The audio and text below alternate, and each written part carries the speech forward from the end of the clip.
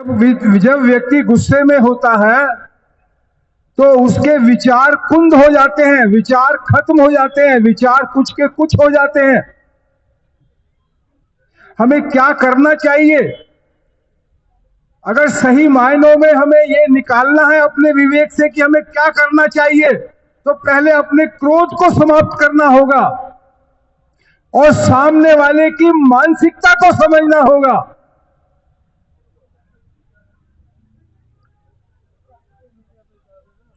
उसकी मानसिकता क्या है, उसको एनालाइज करना होगा और फिर अपनी कार्यवाही उसके बाद तय करनी होगी हमारे को क्या करना चाहिए। हम धनखड़ साहब को बधाई देना चाहते हैं, जो हमारे देश के उपराष्ट्रपति महोदय हैं। हम उनको बधाई देना चाहते हैं कि अपने दायरे में से निकल के अपनी स्टैंप वाली पोजीशन से निकल के और उन्होंने सरकार को खुलेआम कहा है कि आप किसानों के साथ बात करें और किसानों के साथ जो वादा किया है उसको निभाएं।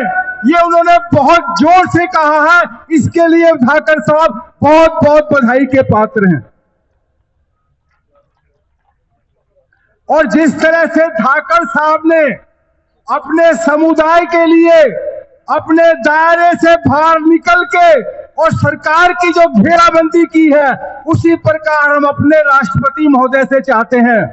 वो राष्ट्रपति तो हमारा है, उस राष्ट्रपति से भी हम यही चाहते हैं कि धनखड़ साहब से थोड़ी सी प्रेरणा लो और अपने लोगों की आवाज को दायरे से बाहर निकल के अपने लोगों की आवाज को और भावनाओं को बुलंद करो और कहो कि ये बाबा साहब की प्रतिमा आपने क्यों हटाई है। ये आप पूछो हमारी भावनाओं की अगर कदर करते हो और हमारा प्रतिनिधित्व यदि करते हो आप, नहीं तो आप लगा दो अपने नाम के आगे से हटा दो कि हम आदिवासी और दलित हैं। हम आप हमारा प्रतिनिधित्व करते हो, हमारे प्रतिनिधि होने के कारण से आपको राष्ट्रपति बनाया है। उन्होंने दलितों के वोट लेने के लिए राष्ट्रपति बनाया है, उन्होंने आदिवासियों के वोट लेने के लिए उन्होंने आपको राष्ट्रपति बनाया है।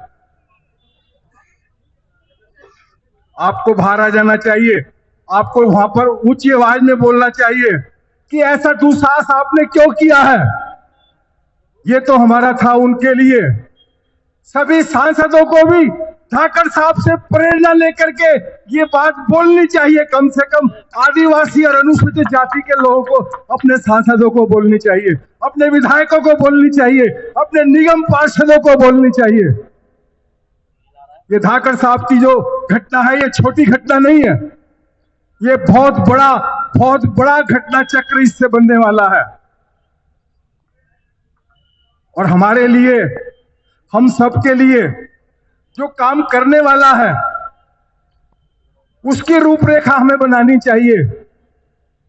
ये सरकार कान पे जू रेंगने वाली नहीं है, छोटे मोटी कार्यवाही से इनको कुछ फर्क पड़ने वाला नहीं है।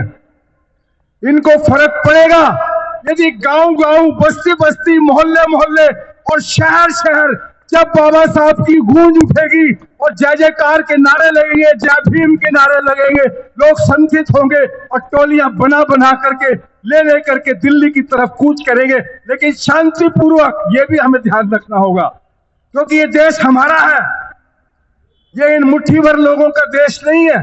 कल तक जो 2 की संख्या में थे, बहुत ज्यादा पुरानी बात नहीं है, सिर्फ 2 मेंबर थे इनके पार्लियामेंट के अंदर। इसका अर्थ क्या है, इसको समझना होगा। बेसिकली ये मुट्ठी भर लोगों का रिप्रेजेंट करते हैं। इसका मतलब ये है कि ये मुट्ठी भर लोग हैं, सिर्फ मुट्ठी भर एक समुदाय के लोग हैं, उन्होंने अपना प्रपंच रचा है, उसको समझना होगा।